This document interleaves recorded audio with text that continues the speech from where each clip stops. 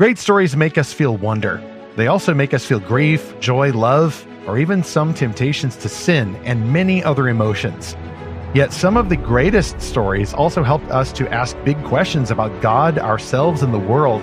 They can help us practice thinking about the deep stuff, which we call philosophy. In this episode, Phil Lollar, the founding father of Adventures in Odyssey and writer-director of hundreds of those episodes, rejoins us to explore how Christian stories can train us in renewing our minds.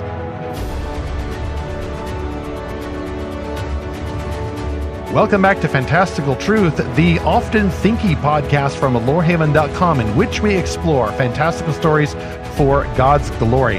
I'm Stephen Burnett, the publisher of Lorehaven and co-author of The Pop Culture Parent. This is episode 174. How can fantastical stories train Christian fans in philosophy? Zach got so inspired by our interview with Phil Lollar that you will hear in just a moment that he had to go out into the world to try some philosophy on an unsuspecting victim. In all realness, he was on a secret mission. Maybe we'll hear more about that when he gets back into the studio for our next episode.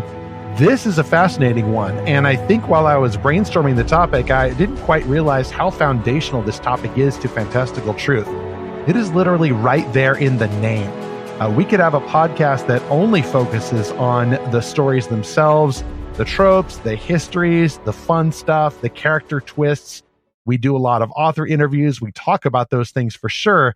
And yet we also stubbornly insist on bringing in the thinky bits. It's not just fantastical, but it's also truth. I think the reason why we try to reconcile these two different magic systems is that they are not so different. We as Christians have the idea of philosophy, truth-seeking, or wisdom-seeking at the very heart of our faith. God is love, it is true, and yet God is also truth. And stories are the training ground where we practice reconciling both of those. We are pretending that the story is true in order to get hold of real truths, but not just reading in nonfiction. We are exploring an imaginary world of people, doing what I would call putting flesh on these truths. That's why it's so important that stories behave realistically, I would say. They have to at least somewhat resemble the real world, even in a fantasy or science fiction world, so that we can recognize where the story actually benefits our world. We're going to get into that with Phil Lollar. Of course, he is the godfather, the co-creator of Adventures in Odyssey, and a current writer on the show, bringing philosophy back, although it never really left. It's very cool. Odyssey had influenced my childhood and my adulthood for a very long time, helping to train me from an early age to appreciate not just great stories, not just biblical virtues, but also philosophy, but also these big questions about who am I, why am I here, that are underneath the supposedly smaller questions like, should I cheat on a test? Like, should I break into Wit's End? What do we do if there's a villain trying to take over town? All those things are related to philosophy, and I think you will see how those relate to all the other stories that we explore as part of Lorehaven. That would include our top sponsor for this episode, which is once again returning champion Enclave Publishing with their new book, Sky of Seven Colors, just released today, I believe. Yes, Sky of Seven Colors releases August the 8th, release day for this show. In a strange part of the forest, the divide between worlds grows thin. Enclave Escape presents Sky of Seven Colors, the new novel by Rochelle Nelson. After the accident, Meg would do anything to wake her best friend from his deadly coma.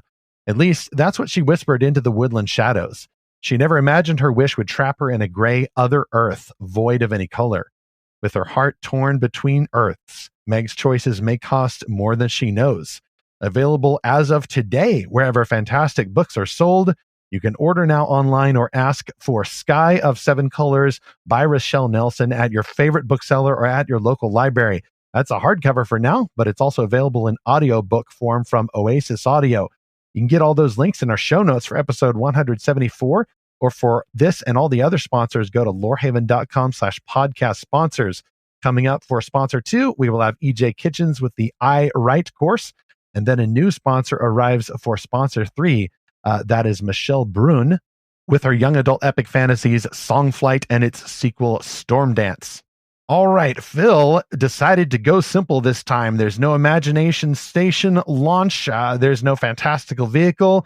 He's just going to walk from his famous Adventures in Odyssey studio into the Lorehaven studio. So let's welcome him now. Returning guest Phil Lollar just walked in through the studio door. A very ordinary entrance for an extraordinary fellow. He started his performing career at the tender age of 5 and has won numerous acting awards in high school and studied music, screenwriting, and directing in college. Phil then worked with Focus on the Family, co-creating Adventures in Odyssey and writing hundreds of episodes and directing even more. He also co-developed the hit comedy series Jungle Jam and Friends, the radio show, as well as the animated video series Little Dogs on the Prairie. He's also been a writer and consultant for the television series The Wubbulous World of Dr. Seuss, and he resides in Arizona with his wife and son, and for the next hour or so, he resides in the studio. Phil, welcome back to Fantastical Truth. Oh, this is great to be here. I think I walked into that door before I walked through it. And it's one of those automated Star Trek doors, and we forgot to have the guy on the other side of the plywood pulling the string. Exactly. So, Phil, before we get started, we always like to ask a new or returning guest how they discovered both biblical truth, that is the gospel, and fantastical stories like fiction, really great stuff that helps you appreciate the gospel. Well, I grew up in a Christian home. My heritage on both sides of my family goes way, way, way back as far as Christianity is concerned. My last name, Lollar, was originally Lollard with a D on the end of it. And the Lollards were followers of John Wycliffe. And we were reformers before there were reformers, basically. Lollard basically is it means a lot of different things. It can mean a lot of different things. But one of the things that we like to put a positive spin on it is that it means poor preacher. But really and truly, it was something that everybody who wasn't a Lollard or who wasn't a follower of John Wycliffe, the religious establishments back in those days, were making fun of us because we spoke in low tones, literally soft tones, because we were counter the church, counter the mainstream church at that point, and so it just sounded like what we were saying was la la la la la la la la la la. And so they call it, these are the Lollards. Those are the Lollards. And if you go to Britain now, there's a Lollard Trail. There's a whole. I didn't realize this until I was really doing a kind of a deep dive research on an episode of Odyssey, as a matter of fact, that I wrote about this whole scenario, the whole situation. The character Falstaff is based on a guy who was a Lollard.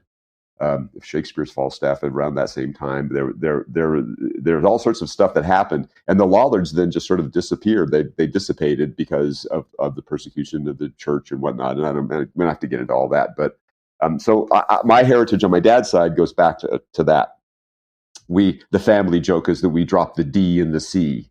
And everybody goes, the D in the C? Yeah, when we were going over, we dropped the D off our name into the C. So that's on my father's side. On my mother's side, we are Campbells. We are Scottish Campbells, who are one of my ancestors started what was called the Restoration Movement in the United States Church, which was going back to first century principles, which sprang the Church of Christ, the Churches of Christ. And so one of my ancestors did that on that side of the family, and so I grew up in a Christian home, very steeped on all sides with biblical truth, with biblical scripture. I personally accepted Jesus. I came to a saving knowledge of Christ in my teens, like many people do at camp.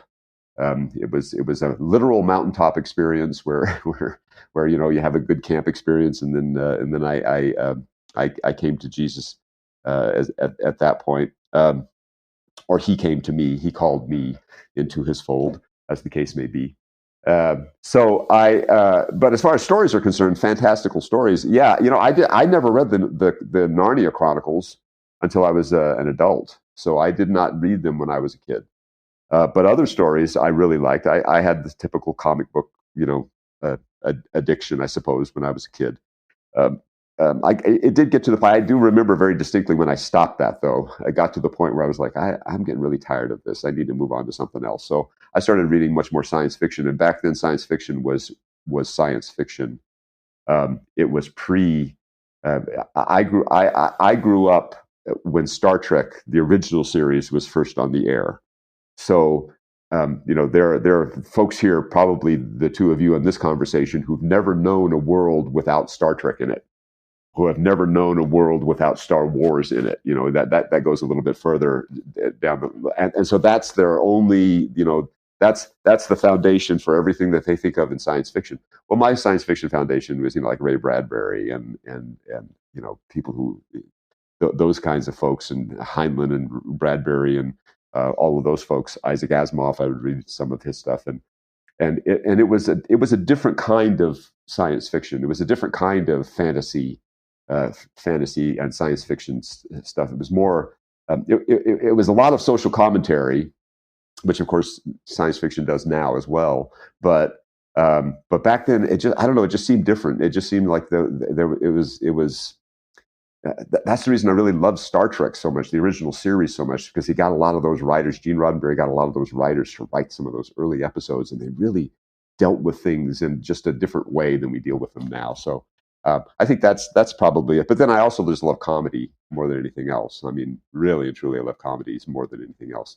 And so I started entering into the fantastical world of like the Marx Brothers and Charlie Chaplin and Buster Keaton, and I would watch all of those movies over and over and over and over again. I really wanted to be a comedian when I first started out. I really wanted to be part of a comedy team that just did stuff like that. And I did a lot of that when I was in high school. Did a lot of comedy performances. So, but then on top of that, there were all these great stories that were being told. Wonderful stories that my dad, whether consciously or subconsciously, would introduce me to these fantastic movies. I watched the very first movie I remember watching was Gone with the Wind, which just sucks you right into the story. It's just such a great, and that led to a love that I have of the Civil War, just trying to figure out everything that happened with the Civil War and who did what and why that was such a big important time in American history. And so it was really history and those early science fiction things. And then the other thing I really remember when I was a kid is I loved biographies. I loved reading about great people who did great things. And I remember reading. I read everything I could find on Abraham Lincoln. Wild Bill Hickok was one of my favorite guys. I used to read all about him. Kit Carson, a lot of Western heroes. So that's kind of where I came into the fantasy part of it. Really didn't happen until I remember in high school, Lord of the Rings had a resurgence in high school, huge resurgence, and that was right about when Dungeons and Dragons first started too. And so it was like people were blending those two things together, and I was like, okay, well, what is this? What is Lord? I don't even know what Lord of the Rings was. I had no idea what it was at that point, but people were talking about it. We had a teacher in high school. One of my English teachers said, kids should be allowed to name themselves. They should go by a name that their parents give them to a certain point, but then they should be allowed to name themselves. And I said, what would you have named yourself? And he said, Bilbo. I would have named myself Bilbo because I'm like, really, Bilbo? What? And I thought, where did that come from? And I didn't know. And he said, oh, you never read The Hobbit? You never? I said, no, I've never read that. He goes, oh, you should read The Hobbit. And then we had my drama teacher. Her husband, she married a guy while we were all in high school together, and he was another teacher at the school. And for some reason, we started calling him Frodo. He looked like Frodo. He just, for some reason, I didn't know who Frodo was, but we kept on calling him Frodo, and that name stuck. I don't even remember his real name now because that name just stuck. He came to class barefoot, He was a smallish guy with kind of longish hair. He was kind of hairy. He had big feet. So they just called him Frodo. Oh, that just is totally going to stick. So, by the way, going back a few minutes, for those of you steeped in Odyssey lore, that would be the Campbell, not as in the soup company, but as in the county right. And the community college. Odyssey, as every true fan knows, is located in Campbell County. So that's where you get the Campbell from. And a pseudonym of one of the writers. Oh, Campbell Freed. Campbell, I remember that one. Yes, yeah. very old hybrid there. When two writers worked on the same story. Yeah, see that complete guide from the mid '90s did not go to waste. Another brief observation here is that you mentioned Star Trek, Phil. It's interesting that you came into this whole world by means of the science fiction portal primarily, and only later found the fantasy portals. Listeners, Phil was actually, he may not know this, but he was actually my first Star Trek captain. Because in that one episode, he played William Shattered, playing the captain in the spoof of Star Trek, which actually did a great deal toward teaching reliable scripture memory, and even took a dig at those modern translations. A rare interdenominational roast on Adventures in Odyssey at the time. So that has nothing to do with philosophy, Phil. We're going to get to that. And I guess that I wanted then to ask before we go into chapter 1 here, what is your interest then in philosophy? Because getting started with science fiction, obviously that's philosophy often applied in an imagined future world.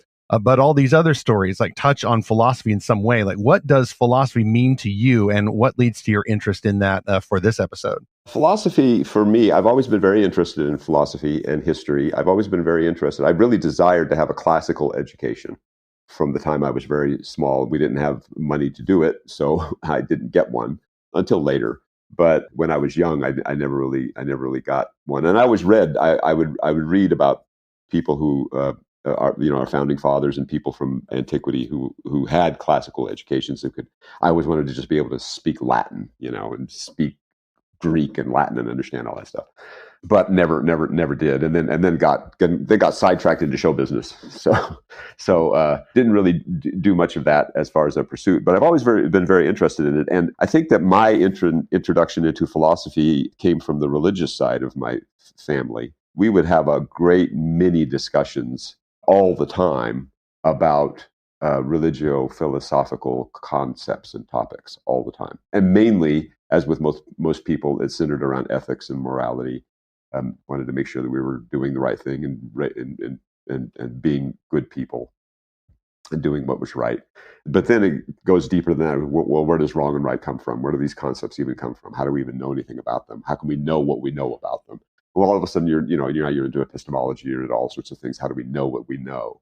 It was really interesting because as vapid as the 70s were when I came of age, there was also a very strong streak of young people that I was drawn to who also were searching. They were searching for lots of things. They were just trying to figure out what was what. They were really, really trying to search. And because that was the time when the church as a cultural influence was waning. It had gone through its kind of waning period where it wasn't as prominent in the culture. It was the start of a lot of people not knowing basic biblical truths, not even truths, just stories, basic stories. You used to be able to say to anybody, you'd make a reference to David and David and Goliath, or Daniel in the lion's den, or Shadrach, Meshach, and Abednego, and everybody knew what you were talking about. Because those were tropes, those were cultural things that we all understood, and you could make those kinds of references. Starting in the 70s is when a lot of that went away. It wasn't part of popular culture anymore. So that's one of the reasons why I think Christians especially love the third Indiana Jones movie, is because there's so many of those allusions in there. And you kind of wonder, did Harrison Ford, did any of those guys even know what they were talking about when they said, "You want me to go back? You want me to go back into the lion's den?" He says that at one point, and you go, "Do you know what you're talking about? You know what that allusion is?" And I think that they probably did, because they were all that's what that whole script was about. But then jumping forward to when I'm teaching at university, and I'm teaching at a Christian university, by the way. And I make these references. I toss those references into just lessons when I'm talking about it, and I'll make an allusion to that. And I see 25 kids looking at me like, "What are you talking about? What does that mean? What are you talking about?" And I'm like, you never heard this story? You don't know the story of Jephthah's vow, Jephthah's tragic? No, what is that? And then I have to tell them what the story is. And I'm like, "But didn't you guys grow up in the church?" Yeah, we did. But didn't you ever hear any of these stories at all? None of this? No. I said, "Well, unless we listened to Odyssey, then we heard them." And oh, okay, all right. Well, that's good. I'm glad we were there to kind of pick up the slack. But there was even a Jephthah story at one point. Yeah, I did Jephthah's vow, but what was so astonishing to me is that these things were just part of the popular culture. You could say that to anybody in the street 50 years ago, and everybody would know what you were talking about. That doesn't happen anymore. We're not there anymore. So So that kind of thing was very steeped in my youth. I was very, we had lots and lots of conversations. Arguing is what we did. Arguing was the language of my family. This is the language of my people. So we would go to church and come home and spend all Sunday afternoon just hashing and rehashing what happened at church and what happened at church. And we would do that all the time. And so when I went out with my friends, I remember very distinctly at one point, one of my friends, we were all kind of sitting around. I don't know what we were doing, we were just hanging out. Somebody had a trivia book, and so they were asking trivia questions. As part of one of the sections in the book was Bible and philosophy, and so they would ask trivia questions, and I was answering all of them because they were pretty basic things. And my friend turned to me and said, "How do you know this stuff? How do you know this stuff?" And it was astonishing to me that he didn't know this stuff, And then a third friend said, "Well, he's just really well read." And I went, I don't think I'm really well read. Don't you guys read the Bible at all? You claim to go to. It's just one book, yes. Just one book. Just read that book, and you'll get all of this stuff. And so I never thought of myself as being that way. But again, let me go back to Star Trek. Mr. Spock, who operates off of logic, which is a subset of philosophy, he was like, yeah, I get this guy. I get this character. That's it, man. That's the guy. That's the one. He's the, I want to do. And so that became part of my, I kind of absorbed that into my personality too. It was, let's look at things from a logical standpoint. Let's see if we can figure this out. Let's do critical thinking. Let's do all of that stuff. So I think I came into the whole philosophical bent just from the religious side of things and trying to think through these issues from the ethical standpoint. When I decided to go to school formally and get my degrees, I had created Odyssey. I had gone through done through all of that stuff. I didn't go to college when most people go to college when they're at high school and getting your degree and they go off. I decided I'm going to go. What can college help me out with? I'm going to go do it. This is one of the things I mentioned yesterday in a different podcast, but I'll mention it here too. There's a line in When Harry Met Sally at the end where he says, when you finally find the person that you want to spend the rest of your life with, you want the rest of your life to start as soon as possible. And so I said, that I tie that to this. That's the same thing when you find out what you want to do with your life. When you really find out what you want to do with your life, you want that to start as soon as possible. Get busy, go do it. Don't let anything interfere with that. So that was kind of me. I was like, okay, I'm gonna go do this. I'm gonna go do this stuff. I want to write stories. I want to put stories together. I want to act. I want to put all this stuff together, and I want to see how this is all going to play out. And of course, when I was starting that, this thing called the internet was just like a twinkle in somebody's eye. It wasn't even around. And so were things like, having a whole movie studio in your phone, having a recording studio and everything that you could do, like right in the palm of your hand, and you could do all this stuff, all these great things. If we had that stuff when I was in high school, man, we would have been making films every week, every afternoon after school. We would have been out there making films. As it was, we had Super 8, which is like spaghetti. It's you have to wait forever, and you're not even sure what you got. But at any rate, when I went back to school, I went back to school in my 40s. I'd reached a certain point where I said, I just need to have now's the time. I need to have a new skill set. I've gone as far as I can go with what I know. I need to see what formal education can bring. And so I went to school and started to go down the path of, let's go the easy route and get a degree in something I've already been doing. Okay, so I've been doing this thing for 20 years. Yeah, I can get a degree in that easy. And well, why am I here? That's ridiculous. I shouldn't be doing that. I should be doing something else. What else do I like? And I took a philosophy course. This is at a community college when I first started out. I went to a local community college, and I was like, I love this. The first philosophy course that most people take is world religions. And so once again, I sat there and I was like, oh, I get this, man. I get this totally. I speak this language. And then it occurred to me, I'm sitting in the philosophy class, and this was the very first philosophy professor that I had. And he was awesome. Rudy was his name. I don't remember his last name, but I do remember his first name. And he purposefully grew his beard and his hair so that he would look like a bust of Socrates. he purposefully did that. I always like that when the community college professors actually cosplay as their heroes. I had an astronomy teacher who was obviously trying to look like Albert Einstein, for example. Yeah, but the more I looked at him, more like, okay, you're doing this on purpose, man. We can make a sculpture of your head. But he was just awesome. And he said, okay, here are the ground rules for the course. And if you have cell phones, turn them off. If I hear a cell phone ring, you're going to get kicked out of the class, and you'll fail. You get one chance, and then after that, you fail, because obviously, if you do it again, you're too stupid to take my course. So I don't need you in the class. So he was very, very strict about it. He goes, and here's the reason why. He says, you may think that I'm just being a tyrant, but here's the reason why. In philosophy, when we do this stuff, we're into it. We're into the moment. We're in it. It's right now. We're talking about it. And if something interrupts that, it's impossible. It's really hard to get that back. And so we can't be doing that. We can't be having interruptions while we're in the middle of this. And so I would sit there and I'm just like soaking this in, and I'm drinking it. And at one point it occurred to me, why does this seem so familiar to me? I don't know. I don't get why this whole scenario seems so familiar to me. And then I realized, this is worship service. I'm getting a 45-minute sermon here. Ah, there we go. Was there a nursery outside? Did they take an offering at the end? Yeah, that was what I was waiting for. I was waiting for the songs to start, and then the offering plate to be passed around.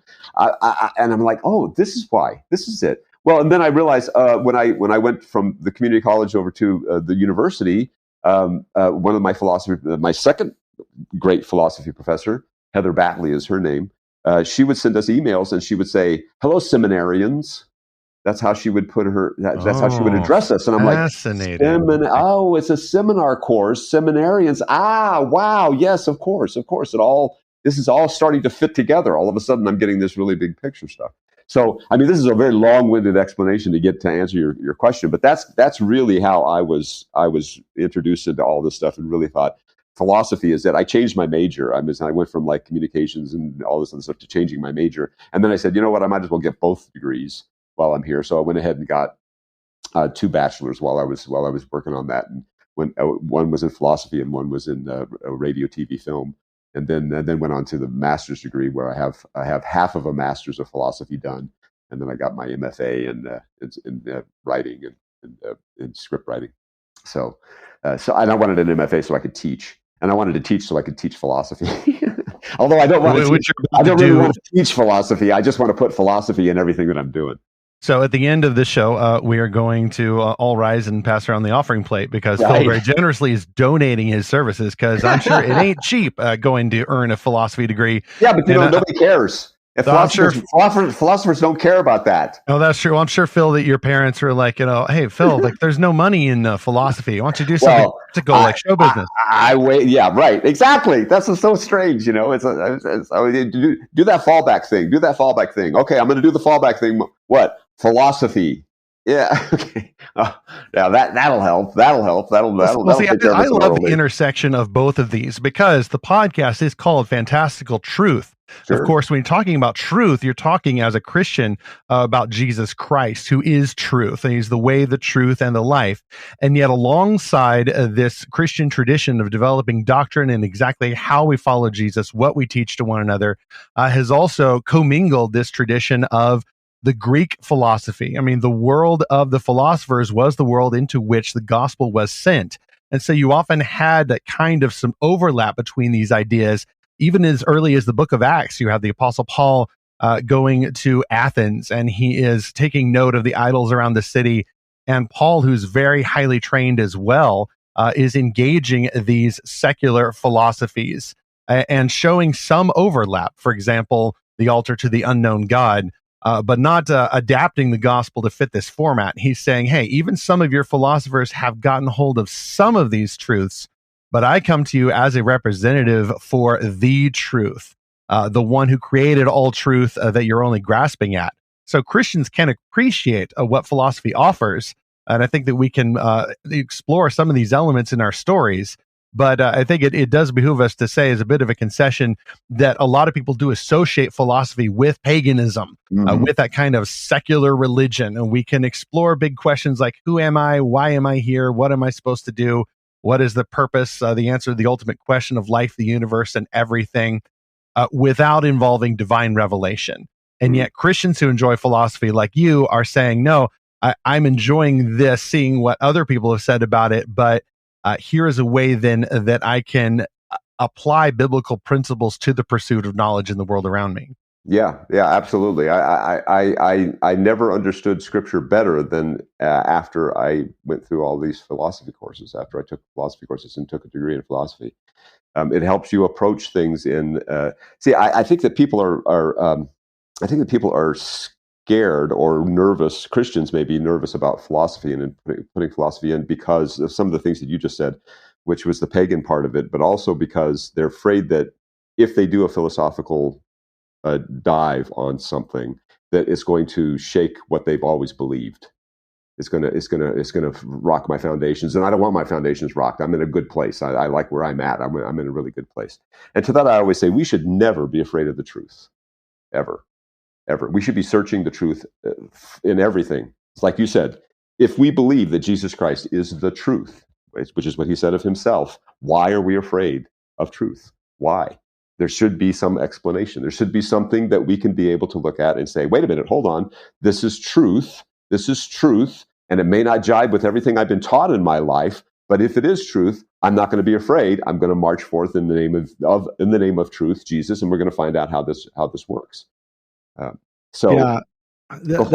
That's great, Phil. I mean, that is exactly why this is a little bit of a plug for an upcoming episode, but this is why I became so interested a number of years back in the whole search for exoplanets and how they are trying to see if there's any other planets out there that are habitable, because would that upend our faith that, this assumption that God only put life on this planet. And if we find just one other planet where there's life, well, there goes that entire worldview. And, I started thinking like, well, I don't want that to happen to me. So I really want to look at this closely. Right. And same thing with the whole aliens and UFOs, all that kind of stuff. It's like, how could this work with a Christian worldview? And just assuming that it will. Yeah. Like assuming that whatever we find, just like we've explored the oceans, we've explored the microbiome of viruses and bacteria, we've explored the quantum world. None of this is disproven the Bible. And so I take that same approach of like, I want to do it, like you said, I want to do a deep dive in this, assuming that the Bible is true and it's not going to be disproven by this. And we're going to find new ways of seeing God's handiwork. Yeah. See, that assumption is really important too. That assumption is very, very important. A great deal of philosophy depends on where you approach it from and how you approach it. And that's how we, as we put it when we're studying this, is how we do philosophy. We present. See, what's interesting about philosophy is that a lot of people want to take their arguments or take their propositions, take what they believe, and they're ironclad. And I won't hear anything against it. Philosophers are just the opposite. Philosophers say, I have this theory, I have this thing, I have this premise, I have this idea, I have this thing, and I'm going to write a paper about it. Here, now take it and tear it apart. Show me where the arguments are weak. Show me what I've missed. Are there any chinks in the armor? What is going on here? Show this to me. So it's exactly the opposite. So again, that is not being afraid of truth. And philosophers are supposed, the classic image of the philosophers, a guy walking around with a lantern seeking for truth, seeking truth. And if that's still true of philosophers, we have absolutely no reason, because we have the truth, we know what the truth is, we have absolutely no reason to fear taking on all of these different issues and doing that deep dive. I will tell you, it's going to be one of those, oh no, maybe, oh no, I don't know. But Jordan Peterson is a really great example of a guy who did this, who's doing this now. He is opening so many young men, especially, but I think a lot of people's eyes to saying, and in the Christian realm too. In the Christian realm, and we of course have to be careful to not idolize him or anything like that. But and I think he would be appalled at being made some sort of icon or anything like that. But the idea behind it is he is inspiring, I think, a lot of people to say, we don't have to be afraid to do this. We don't have to be afraid of really getting underneath the surface, finding out what's going on, especially those of us who have grown up in the church and have seen these stories have heard these stories all of our lives. We know it. We know it. We know what it. We know what it is. Yeah, I know the story. I know the story. I mean, I just did that whole thing with my whole background. I grew up talking about this all the time, and yet I never realized. No, there's a lot more going on here than I thought. There's a whole lot more going on here than I thought. For instance, the book of Genesis is the Jewish answer to Greek and pagan philosophy about the origins of the world. Right. You know, the whole idea behind Genesis is this is written as our treatise to show how the universe is not disordered, it is not chaotic, it is not, which up to then all these pagan philosophies and everything where there are wars, the stars are actually creatures that are fighting in heaven, and there's and there's wars, and from that all these things go crazy, and then out of that you have the bad guys who are the will to power and this and that, and they come together and they form this, and now they're ruling with iron fists, and there are things that we just can't. Well, no, the Jewish and Christian answer to that is Genesis, which says, hang on, the universe is not chaotic. The universe is not unintelligible. The universe is very knowable. The universe is orderly, and we can do that. Here's how here's how this plays out. Here's how this whole thing is laid out. This happened, then this happened, then this happened, then this happened, and we can actually take a look at that. We get so caught up in but 6,000 years versus 100 million years versus a billion years versus 14. We get so caught up in the surface of that to me is where the confusion of the dark side comes in and tries to get us to get so caught up in the weeds that we don't realize what's the bigger picture here. The bigger picture is, no, this is a universe that God has created. He is a being and essence in itself. We function inside of him, and this universe is knowable. It's not so chaotic and not so random and not so. That was revolutionary in that time period. That was unheard of at that point. It was like, no, wait, what are you talking about? Yes, this is a God who is knowable. This is a God who has made this universe so we can figure it out, so that we can know it. I was like, wow, when you come across stuff like that, you go, that rocks your world. That rocks your world, especially if you've grown up. Well, this is, we have to look at the creation story in a certain way, and if you don't look at it in that way, you're just going to, well, no. I mean, there's ways of looking at it that are much, much deeper, and we really need to kind of figure out what those are. And I think that there are a lot of Christians now who, like I said, like me and like you guys, who've grown up in the tradition for so long that we're breaking out of that, but we should never be afraid of the truth. There is truth. We should not be afraid of it. Amen. For those of you listening, which is like all of you, you're missing all of the hand gesticulations here. If you came for some wonder, excitement, and discovery, we've got it. And for you Odyssey fans, like, you're going to hear a little bit later exactly how this affects some of the Odyssey stories. So whether or not you know it, you've been taught now to explore philosophy through Adventures in Odyssey and other really great fantastical stories by Christian authors. Let's pause, though, for chapter 1. Yes, we haven't even gotten to chapter 1 yet, but this was important foundational content here. This was the syllabus before we start the class. Chapter 1, I think, Phil, you just kind of set up where you're talking about like some of the traditions that Christians have, which includes but is not limited to our stories that can, frankly, ignore this call to pursue knowledge, that can ignore or assume as having already been dealt with out there by the smart people, the big questions. Genesis addresses them. And that's why we go so often back to Genesis 1, particularly 27 through 28, the cultural mandate in what we do at Lorehaven. But many stories do ignore those big questions, and they ignore philosophy. So I just wanted to toss this out to you all, and we'll bounce off this for about 10, 15 minutes or so. How can stories, including fantastical stories, just kind of ignore philosophy? Well, I think they can and do, to their own peril. First of all, I think you have to go really. I think you have to be very intentional to not have philosophy in things that you write and do. That goes for any story. There's some sort of philosophy behind what you're doing, no matter what it is. I mean, you may not recognize it as philosophy or want to call it philosophy, but philosophy is basically the love of wisdom. Why would you not love wisdom? Why would you not want that in your stories? Why would you not want some way of looking at something? And if you're writing, this goes back to just basic my whole foundation of stories. Story is everything kind of philosophy that I have, which is we're walking, talking stories. How can we not know what that means? How can we not know how can we not ask the why questions? Which is basically what philosophy does, is just asks the why. Why is this? Why does this happen? Why? Now, this is a kind of a detour. I don't want to say it's a detour. It's related to all of this stuff, but we have what we've got now, and it's very ironic because it rose out of philosophy. But what we have now is something that a lot of scholars, religious scholars, are calling scientism. So it's the idea that the only way we can get knowledge, the only way we can get knowledge that's worth anything, is through the scientific method. You have to use that for everything, and of course that doesn't work for everything. The scientific method is a very great tool, but it's not a way that can answer questions of a philosophical nature at all.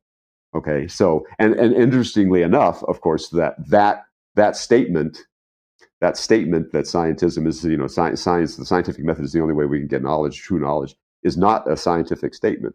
That's a philosophical statement. So yes, I see a hand. Yeah. Well, you mentioned Jordan Peterson earlier, and he had a fantastic comment about this yesterday. This was in reply to Richard Dawkins. Yeah. And Peterson says the fundamental issue is a religious substrate necessary and or inevitable? Mm-hmm. Dawkins thinks not. Hume objects.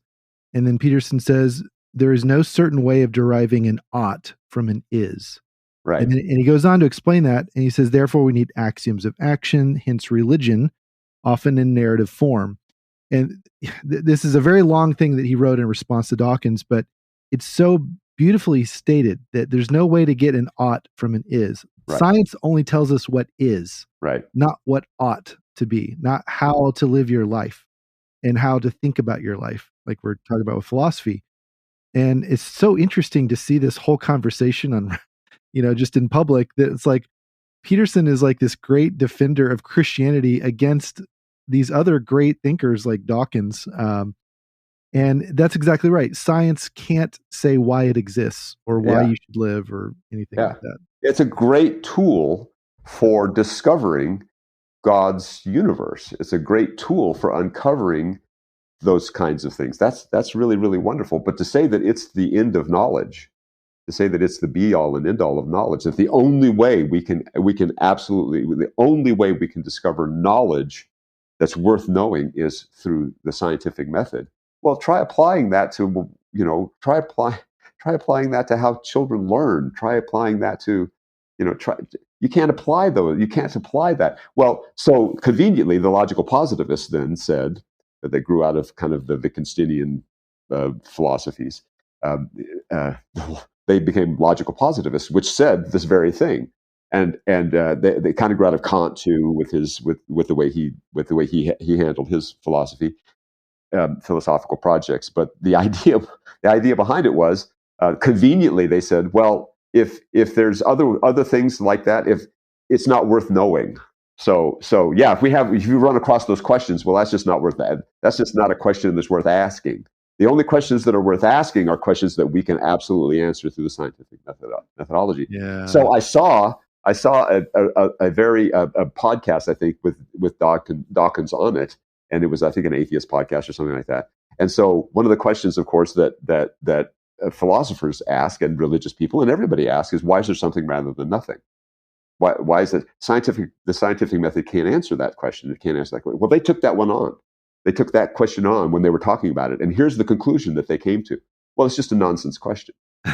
It's just a nonsense question. It's just it'd be like asking, why does a fish ride a bicycle? It's just a nonsense question. So we just don't, that's a silly question. We don't even want to, like, wait a minute, no, it's only silly to you because you can't answer it. That's the problem. You know, you want to. So the thing that we realize here is that the scientific method, facts, rock solid facts, there are very few of them that we know, and most of them are tautologies. You know, most of them is one is one. Okay, yeah, great. How does that help us in life? I'm not quite sure how does that help me in my marriage? How does that help us with relationships? How does that help us know what's around us? How does that help us know what we know? You know, I mean, and know that what we know is true. How does that help us at all? So that's Peterson is great at that sort of thing, and he's really bringing that, I think, that whole argumentation that which is a philosophical construct into the public debate, which is really good. It needs to be back into the public debate. I saw another hand. That was mine, yes, down near the front. The last somewhat philosophical work I read was actually The Rise and Triumph of the Modern Self by Carl Trueman. He's a Presbyterian pastor. Really, really great book. Engaged with a lot of these old philosophers who got the whole expressive individualism thing started. Yeah. This is the idea that human autonomy, kind of for its own sake, is really the only thing that matters, at least in practice, if not in policy. And he went back to Percy Shelley and Rousseau and some of those writers. I will admit to you, Phil, I followed maybe 60% of that. When I go back and reread it, I'm going to enjoy that a whole lot more. But it is fascinating because it reveals the philosophical ideas that are affecting stories now. I do see now many stories, fantastical and otherwise, that just ignore these big questions, or they offer up dumb versions of their best answers, if you could even say that. And so your answer, I think, to the main question, how can fantastical stories ignore philosophy, is, well, they can't, not really. Everyone's affected by it. Yeah. My other answer there is that some stories by intention are glorifying this expressive individualism. Discover who you really are, do what you want, just try not to hurt anybody. Like some of that stuff itself is a philosophy, but it's also ignoring the bigger questions. Be who you are doesn't really help because I still don't know who that is or what I am supposed to do. In that case, of course, the movie or popular culture text will be glad to come along and smuggle in this little narrative about who I'm supposed to be. Yeah. But another issue I keep seeing is some of the exaltation of stories that are just fun. Stories that are just fun. It make me feel good. Oh, it's so colorful. It makes me feel good. Some of those are themselves a philosophy, of course. It's kind of Epicurean, maybe, or just kind of hedonistic there. Hedonism is where it would be. So, right. Which is a philosophy. Just live for the moment, do what makes you feel good. But I think especially among some even Christian-made stories, I do see this idea that if a story tries to engage the big questions, then that's going to be boring or even preachy. And that is something that maybe I just never really had as much of an issue with because I did grow up on stories like Adventures in Odyssey, where they were engaging with these questions at an age-appropriate level. Yeah. Even going back to the 80s and 90s. And I would say even more so now. We'll get to later some of the newer examples about this. But there was always this sense of fun and whimsy and adventure and, you know, a little sci-fi, a little fantasy, some time travel, biblical history, comedy, all the genres got represented there. Romance as well, which is interesting for me in the late 90s, by the way. Appreciate that, you guys. But all of this is teaching a philosophy, even if the characters are not asking the big questions. I'm just curious, I guess, then, I mean, even if it's by contrast, like, have you seen stories, without picking on anybody, that just really does tend to downplay a goal of stories to explore these big questions and, in effect, disciple the reader or listener or viewer? Yeah, I think that I off the top of my head, I can't come up with any kind of specific examples. And again, I wouldn't want to do that anyway because right, it'd be rude. Yes, it'd be rude and to talk to the writers. But yeah, I think that I believe me. When you've gone through a lifetime of doing this, I was there myself at one point. I was there like, why do we have to have all of this other stuff? Let's just make entertaining stories. Let's just make them fun, you know. And then I quickly realized that there's no way of doing that without even that. You're trying to intentionally just say, okay, it's just going to be fun. The story's still about something. And if as soon as the story is about something, then you have a viewpoint, you have a worldview on it, you have something that you're trying to say about it. You're trying to say something that happened here and this happened there, and then you have characters who are doing something and they're responding to what the thing that is that went on. Well, right now I'm into philosophy. That's it. They have to respond in accordance to what they believe. When you're talking about belief, you're talking about, how do I know what I believe? Where do my belief system come from? Where does all this stuff happen? Now, you can make that funny, and you can make that fun, and you can make that lighthearted. No question about that. In fact, that's really, really great. Let's go ahead and do that. That's still wonderful. All very, very wonderful. But don't ignore the fact that it's there. Don't ignore the fact that you're still getting something. This is why we need to have to understand the process of what critical thinking is. This is why we need to understand that. And it can be, believe me, I know it can be overwhelming, and it can also be overbearing. You can, when you finally figure this stuff out, then you really want to go deep dive on it. This is what I had. This is a problem. Little kids, when they take what happens is with little kids, when they take karate classes, the first thing that their sensei tells them is, don't practice this at home. Don't do this on the dog. Don't do this on your brother and sister. Don't. If I find out that you're doing that, you're going to be in big, big trouble. Guess what? That's exactly what philosophy professors tell their students. Don't do this at home. Don't. And I ignored that completely. And it was hilarious, because at one point my son and his fiance, now my daughter-in-law, we were watching a movie, and I was sitting in the back, kind of behind them, and then we're watching a movie, and I had long since passed the time when I could just watch movies and enjoy them as movies, because I'm a storyteller and I like to pick storytellers apart. But now add philosophy to that, and I'm back there making comments, right, all the time. Well, you know what that means. And my daughter-in-law, she wasn't even my daughter-in-law yet. She was just my son's fiance. She turned around and she said, "Will you shut up?"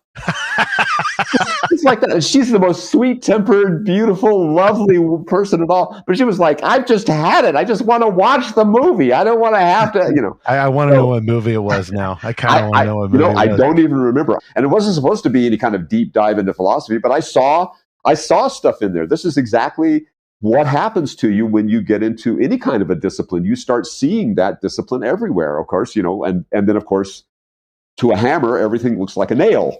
So, so that's a problem too. And, to a philosopher, everything looks like a philosophical problem or a philosophical construct. So you start taking it away. But then you got to realize, which is, I think, what Hume also realized, because I think he got to the point where he was there. I can't go any further than that with this. He was talking about existence, and I think at one point he came up with the idea of I don't know anything about this. I don't know. I don't think that there's any kind of, his thing was cause and effect. There's no such thing as cause and effect.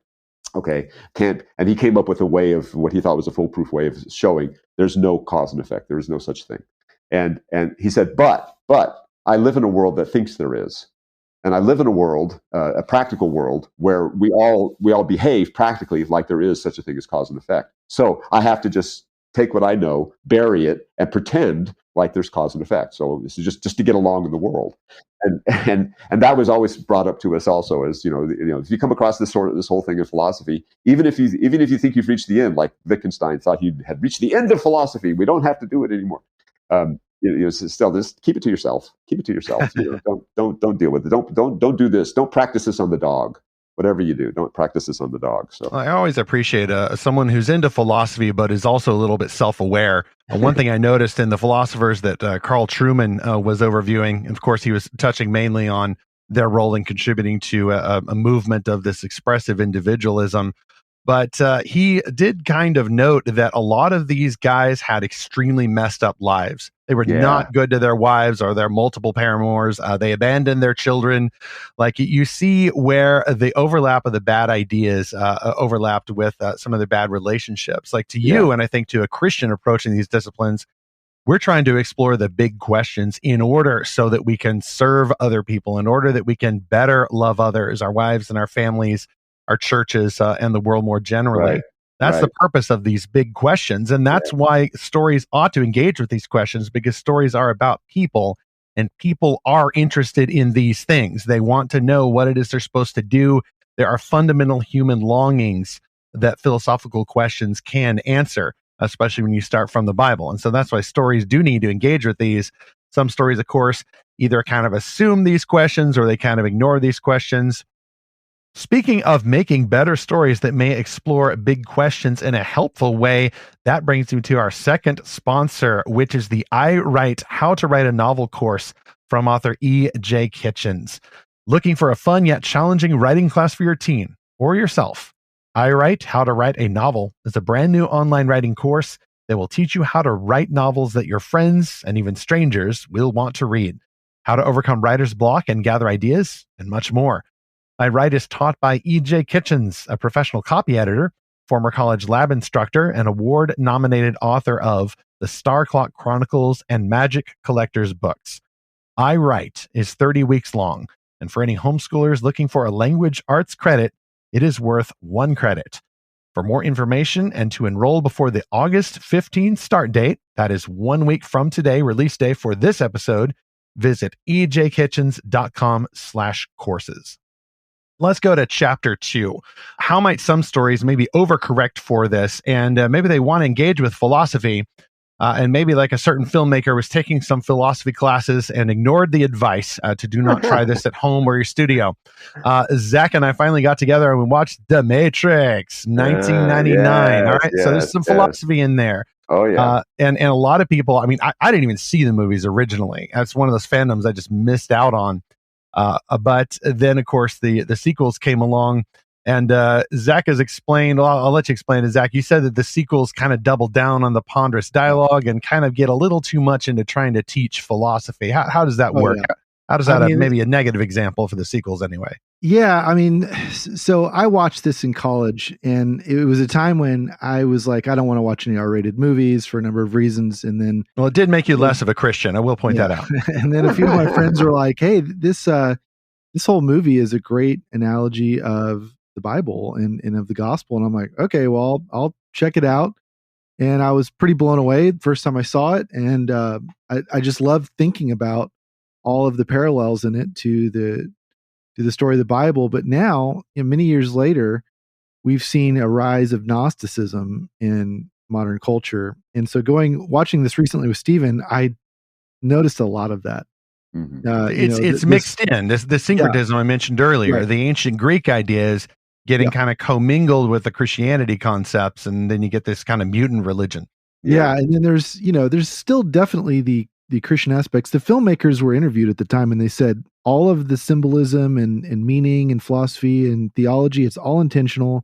Like, it was all put there on purpose, but there is kind of this smorgasbord of things. And yeah, more recently, I saw more clearly what people have said for a while, which is that it's very Gnostic in a lot of ways, that it's this, the simplest way I could explain it is that the Matrix is about breaking out of this world that's constraining you by its rules and its oppression. It's a system, and Morpheus says, like, it's this system we're at war with. And there's a little Marxism in there, yes, a little bit. That's where Marxism draws from, for sure. But the Bible says we're at war with not just the spiritual forces of evil, but also the flesh. And we're at war with the world, the flesh, and the devil, right? So we're at war with our own selves. The sinful nature that's in us. We're also at war with the human system that's built on flawed and sinful humans. And then we're at war with an external force. And the Matrix philosophy is that basically you're just at war with one of those things. And that's an incomplete picture. And then, but it's still a very compelling story. It's the hero's journey. The second and third movie kind of go off the rails, and it's there's these long conversations like, shouldn't you be fighting and like kicking each other and shooting? Like, why are you just talking? This doesn't make any sense. It's a different genre now. We came for shooting and kicking and kung fu. He said he knew kung fu. He didn't say he knew philosophy. Did he just get the wrong disc plugged in? Yeah. So I think it wasn't as artful. And it became too much of the focus of the movie. And then you think back, what was that about again? Oh, he talked to this old guy in a room with TVs and then free will. And I don't know. Yeah. Well, this is a thing that definitely happens to a lot of philosophers and philosophy students. When you discover philosophy, and it is presented to you in a way that is attractive to you, so that most most most everybody. You tell them you talk about philosophy and they run in the other direction screaming, I don't want to know anything about that. I don't stop. I don't stop. No, don't talk to me about that.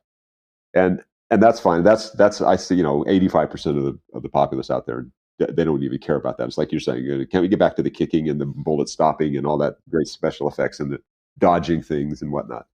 And so that's fine. And that's all fine. That's why I don't really worry about too much about that. As far as it's seeping into the general populace. But on the other hand, that's sort of the insidious nature of philosophy. That's sort of the insidious. That can be insidious about. I don't want to say insidious. That makes it sound evil. It's not evil, but that's the nature of things when you're dealing with that side of you. That's the nature of philosophical argumentation, metaphysical knowledge. Is that it does seep in. It does start seeping in, which is why with the book that you talked about, Stephen, that you were reading, that's why these books are written.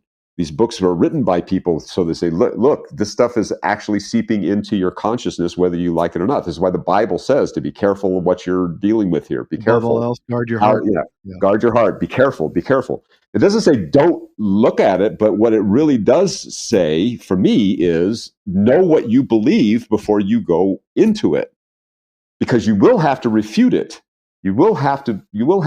This is quite frankly something that we struggle with on Odyssey. We have struggled with it in the past. We're still struggling with it. Is how much do we do on these episodes where we're going to get into the weeds, the philosophical weeds here that need to be discussed. I have an episode coming up where I'm dealing with the idea of, look, we have to be able to prepare kids and young people and Christians in general, whatever the audience is for Odyssey, however that spans across the age range.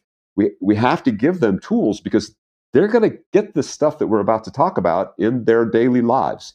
This is going to be something they're going to have to face. This is what C.S. Lewis said when I don't know if that's apocryphal or not, but the whole idea that he was talking to Tolkien and said, hey, you know what? Or talking to, I don't know if he was talking, who he was talking to. He said something to the effect of, look, our kids are going to grow up facing dragons, so we might as well give them heroes who are dragon slayers. Yeah. It's that idea. So the idea behind this is, look, this stuff is coming down the pike, whether we realize it or not. It's already there. It's already in. How can we equip our children to say, no, from a philosophical and religious standpoint, I'm opposed to that thing, and here's why. Here's the arguments why. It's not just because my parents told me so, but because I actually understand this. Oh yeah, I actually understand this in my science classes, where you're saying that science and religion don't have anything to do with each other. I can say, no, that's not true, because I can show you from a historical perspective how science sprang out of the church.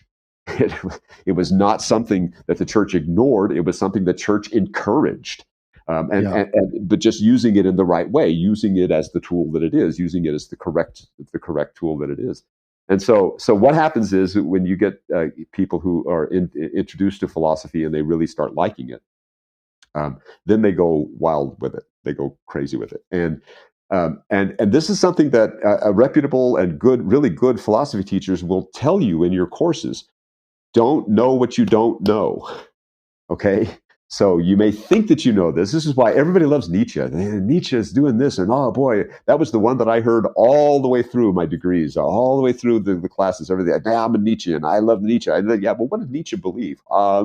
He said this. I said, yeah, but then he contradicted himself like 2 sentences later. So which one do you believe? Which one of those is but that just shows how open he was to this. And I said, yeah, but he's so open that his mind is spilling out all over everything. He's not, who was that? Chesterton, I think, who said, the whole idea behind the open hand is that it needs to close on something. A mind like a hand is only useful when it closes on something, not just remains open so your brains seep out. I'm totally butchering that comment by Chesterton, but that's the idea. And I in teaching, it was a really interesting something that happened. We would have these teachers meetings before the semester began, and we would usually invite a local pastor who would come in and who would talk to us about it. And one pastor came in, and I thought he really had a great insight. I thought he said my daughter is about to start at this university, and he said I know that you all will need to in her education to train her properly. You will need to make her question what she has grown up believing. Wow. I know that. I know that you'll have to do that. I get it. That's part of an education. You'll have to do that. So, but I ask you this. I beg of you this. Don't take her out into the weeds and leave her there. Show her how to get back. Show her the path to get back. And I thought, man, that is a really great insight, because most professors will take you out into the weeds, secular professors especially. That's what we're seeing now. That's why we have so many confused people. They take them out, question all your presuppositions, get rid of all that stuff, and now I'm going to just leave you here. I'm not going to show you the way back at all. Well, for Christians, that's, the way back is the important. That's huge. That's part of the hero's journey. Don't just leave me in the ordeal. Don't just leave me in the cave. I can't just stay in the cave. Show me the way back. Show me how to get back. Show me how to do all this. And that I thought that I really adopted that in terms of my teaching too. I'll take you out to the weeds. We can go out there. That's fine. But here is a way back. Here's a way that we need to do. And part of that is rock solid foundations in the truth. Commitment to the truth. And again, we know who the truth is. We know what that is. Never be afraid of that. If you're solid with the truth, never be afraid of that. You may reach a point where you say, I just got to stop thinking about this for a while. I can't think about it. But never be afraid to say, okay, I know with the truth on my side, I don't have to be afraid. I don't have to be afraid of this. Zach, it sounds like that's what the Matrix movies, at least the sequels, which I still haven't seen, by the way. I'm just relying on your view of that. It sounds like that's what they did wrong. They just took you out in the weeds. Yeah. And unlike the wise Christian mentor, they just kind of left you there. And they got all distracted by the weeds because some of them have some real shiny flowers on them. Exactly. And some of them, you can just, roll them up into something and smoke them, and they taste really good. And hey, man, you just smoke the weed and, talk about philosophy in the dorm room late at night. And man, those are some good times, man. And it's kind of a cliche now, but that's kind of the impression you get from some of these stories and some of these teachings. Yeah. It just tied the weed back full circle there. It can screw you up. It really can. Yeah. Philosophy, if it's not handled properly, if you don't have really good teachers, and have really, really good people who can help you out with this and help you to seek clarity on this stuff, it can really mess you up. I would never advise anybody to just do this on their own. Find a really good mentor. And in so many stories nowadays, they are an expression of a very modern, recent philosophy of culture, which is there's no truth but power. Right. So, Stephen, you talked earlier about is that like a truth? Right, exactly. Yeah, well, there you go. It's a deconstructed in a good way. Yeah, exactly. Right. These things tear themselves apart if you poke at them. Exactly. So that's how you find your identity. Stephen, you talked about it. Everything is about identity. Well, how do you find your identity according to this? Oh, you just get power. Yeah. Either you get it somehow magically, like Ray just suddenly knows the Force and how to fly a Millennium Falcon and fix it, or you better about that here, or you get power by taking it from others, and it's just this very Marxist type exchange of just the only way to get ahead is to take it away from someone else, and so these are just very deadbeat ideas that get smuggled into so many stories, and it's and they don't really wrestle with like the position they're in and how to find meaning. It's just it's just very temporal.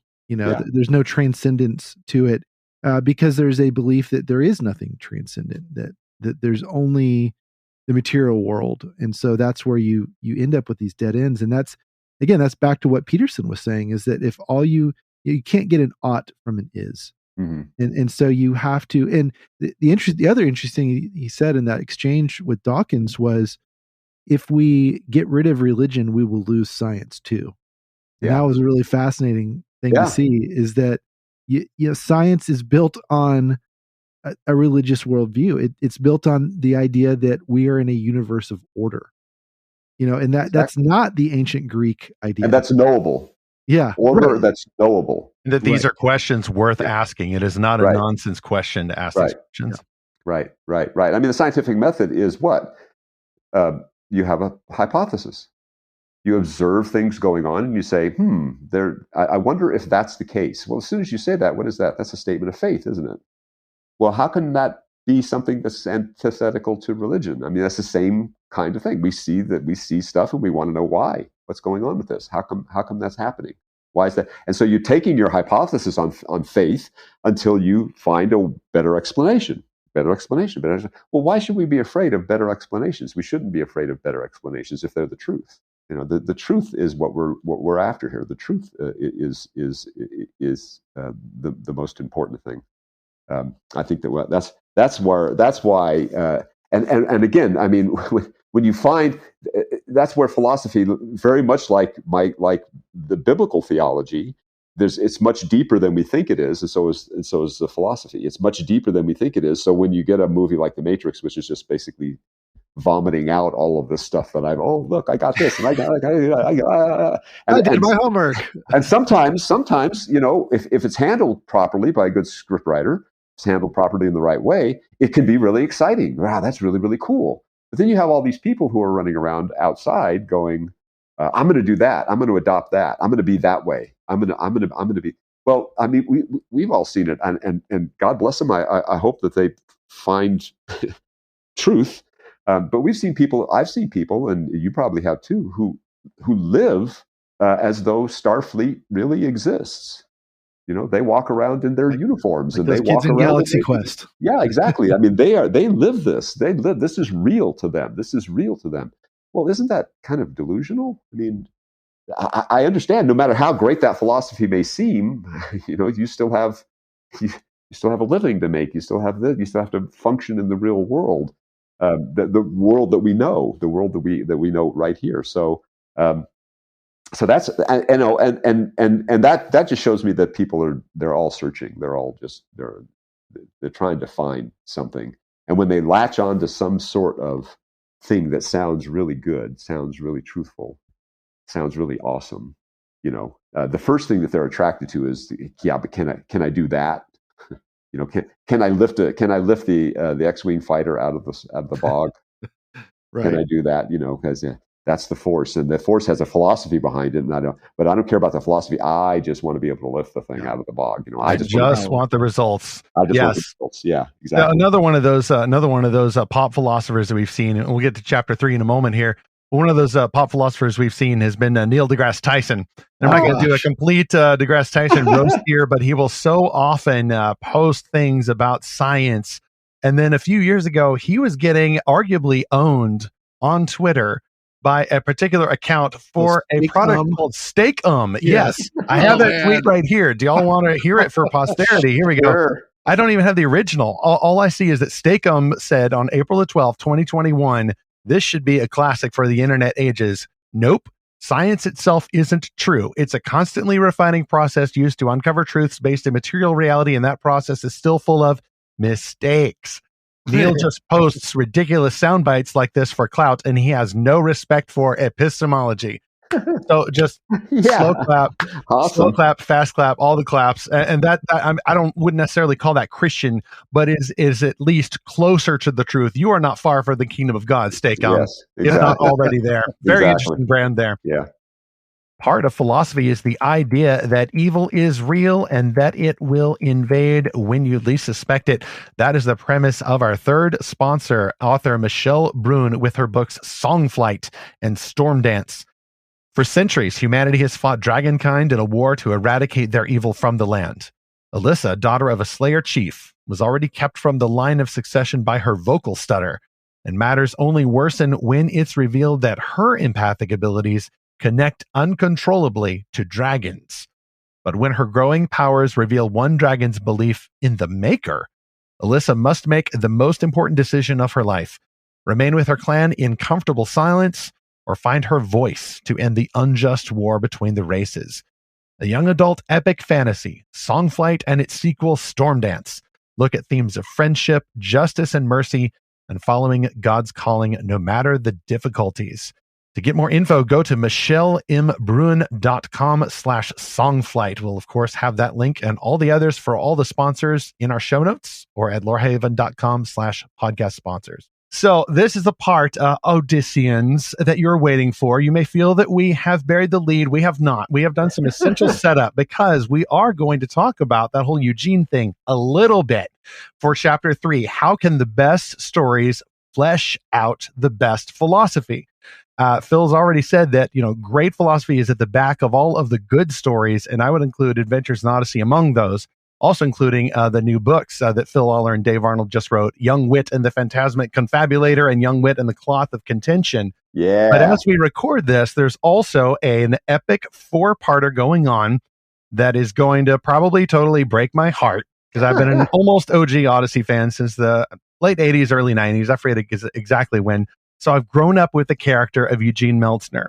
And as we discussed in episode 100, recorded a few months after the passing of Will Ryan, obviously that will probably change where Eugene goes on the show. We are not here to spoil anything, obviously, but some philosophy, Philosophy Lollar, was behind the decision that the Odyssey team together made for how to handle Eugene in this 4-parter.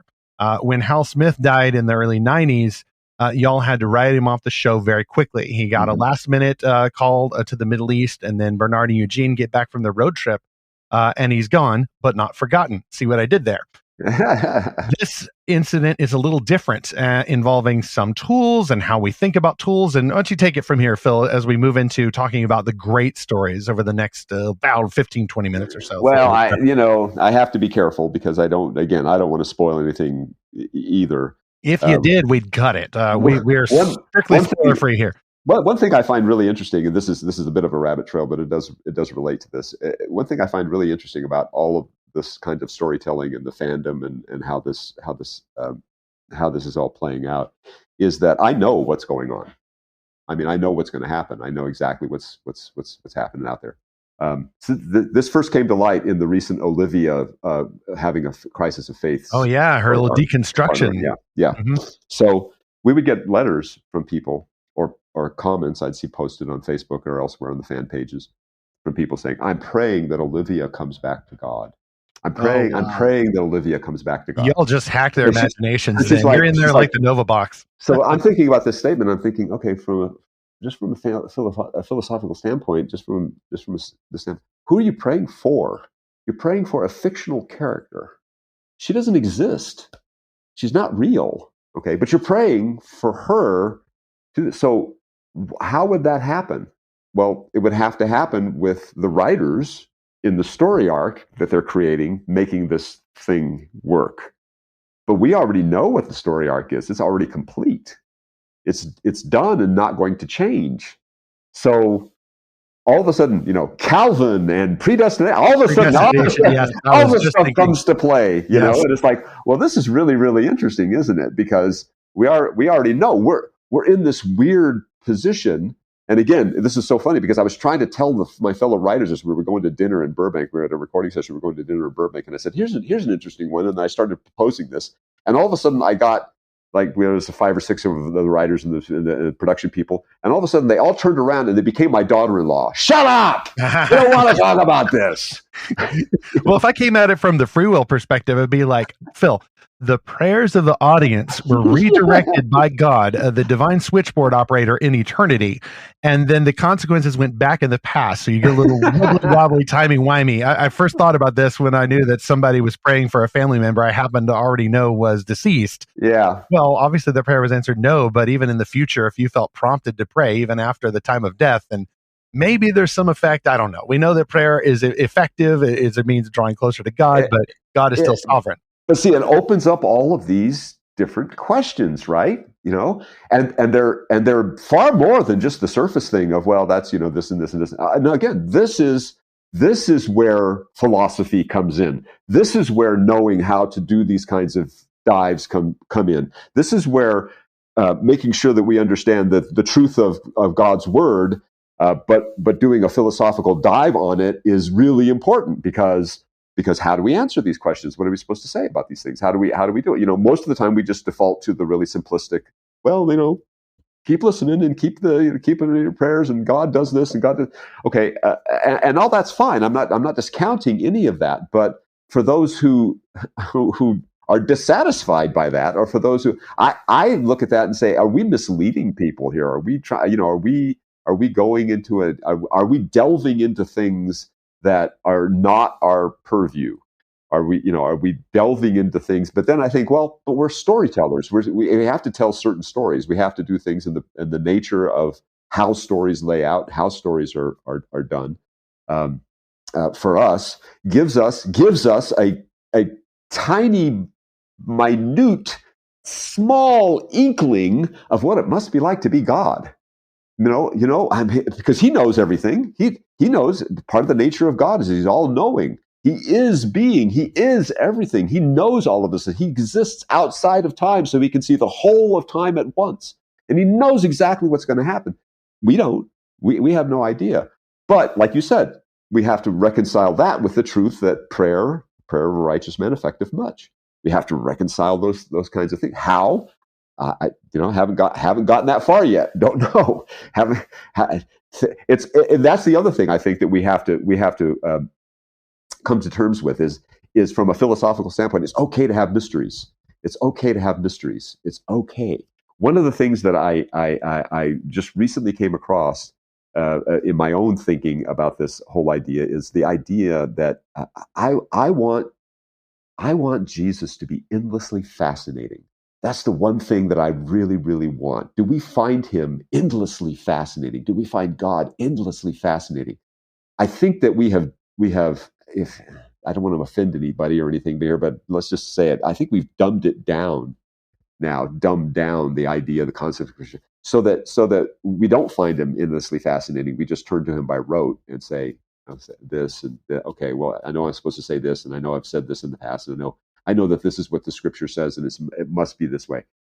And then people get dissatisfied because, well, yeah, but that didn't really work. It didn't really work for me. I said that scripture verse, and I claimed it like I was supposed to, and I said this, I did this sort of that, I did that, and yet it didn't help. I still feel awful. I still feel terrible. I still feel rotten. Bad things still happen. What happened? How come? Well, I think we're looking at this stuff wrong. I think that's where, again, the philosophical inquiry into all of this stuff helps us understand there's more to it. It's not just that surface stuff. We're compelled to go deeper. We're supposed to go deeper. We're supposed to do the deep dives into this and how this works. And sometimes that deep dive is really more meditative than anything else. It's really just contemplative and meditative almost repetitive, going over the same thing over and over until an epiphany happens. Something happens. Something shines. Something shines through. A truth shines through. We find that Jesus has been sitting there going, "What took you so long? What took you so long?" And I think that that's where consciously or subconsciously throughout the history of Odyssey, we've tried to do that sort of thing. We've really tried to say, because I thought, in the creating of Odyssey, when I was working with Steve Harris and we were creating it, one of the big things was, this is truly a place. It sounds cliche now, but it's truly a place of wonder and adventure and excitement and discovery.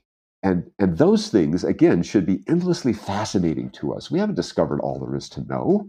We don't know everything there is, and it's all out there. It's just waiting for us, Yeah, we need to be careful of how we do stuff and guard our hearts, and we need to do all of those definite things. But God is saying, it's all here. I'm here. I'll be your guide. Come on. I'm waiting for you. Let's do this. Let's do this. And we stop. We stop so quick. We stop so soon. Well, it's gotten hard now, so I don't want to do that anymore. I don't want to think about that anymore. I don't want to do that anymore. I want to go do something else. But yet, by the same token, we come back to the same stories. We come back to the same. What compels us to do that? What do we find interesting? This goes back to kind of what we were talking about before with the Matrix. Why? If I were to say to you, what is it that you love about the Lord of the Rings? What would you say? What would be a moment that you would pull out of the Lord of the Rings that you would go, yeah, that's the one that gets me every time. I mean, do you have one? Can you think of one right off the top of your head? Absolutely. The return of Gandalf to the Battle of Helm's Deep, for example, or the Rohirrim charging into the fields of Pelennor, that epic feel that brings to mind the ongoing and then future climactic Battle of the Ages. Like that story reminds me a little about that story, the true story. That's why I love it. Now think in terms of something that's purely philosophical. They get you every time in that story, and there's stuff all the way throughout there. But can you think of like one moment that just brings tears to your eyes whenever you think of it? I can think of one right off the top of my head. There's something in this world. There's good in this world, and it's worth fighting for. Oh, that's weird. I was just thinking about that, and the part where Sam looks up to the star, which is actually in the books as well. So yeah. I mean, that every single time. And I love in the film. I love how they cut to Gollum. Right. Because Sam is saying, I think I know now. I think I know why those folks never turned back. I think I know what they were after. I think I know what they were thinking. And Frodo says, what? What was it, Sam? And they cut to Gollum. And then the Gollum looks up at Sam and Sam says that there's good in this world and it's worth fighting for. And then they cut back to Gollum and he realizes that's not me. That's not me. I look at that and go, man, that is so unbelievably profound. There's so much to unpack just in that little segment, just in that little statement. That is so amazing. Another one that always gets me, it's more emotional and philosophical, but at the end, when Aragorn comes in, they're walking in and they go all the way through Gondor. They're out there on that beautiful ledge where everybody is, and he's now gotten with Arwen, and they're all walking past, and then everybody parts, and there are the four hobbits, and they bow. And Aragorn says, "Oh, my friends, you bow to no one." I'm tearing up right now. Yeah, that's good. I'm tearing up right now. It's a meme now as well. It's such an iconic moment, and it should be. But let's not lose the deepness, the depth of what that meme should be. Yeah, there's philosophy there. It's not you don't bow to anybody. It's not you don't bow. No, it's the smallest things, the most smallest, seemingly useless things in the world are the very things that God uses to bring about his will. This is so biblical. It's so unbelievably biblical. And we miss it. To shame the strong. Yeah. Oh, absolutely. We miss it. And that's why that's the part of philosophy that we all are drawn to in these works. That's where we come back to them over and over. That's why you look at these things and go, wow, what was there about that just made me tear up? What was there about that just really struck me, really struck me deeply? It had to have been that. It wasn't the chase scenes. It wasn't this. It wasn't. Why do we quote, "With great power comes great responsibility"? Why is that the quote that's lifted out of all the Spider-Man movies? Why is this is what we do? This is what we do.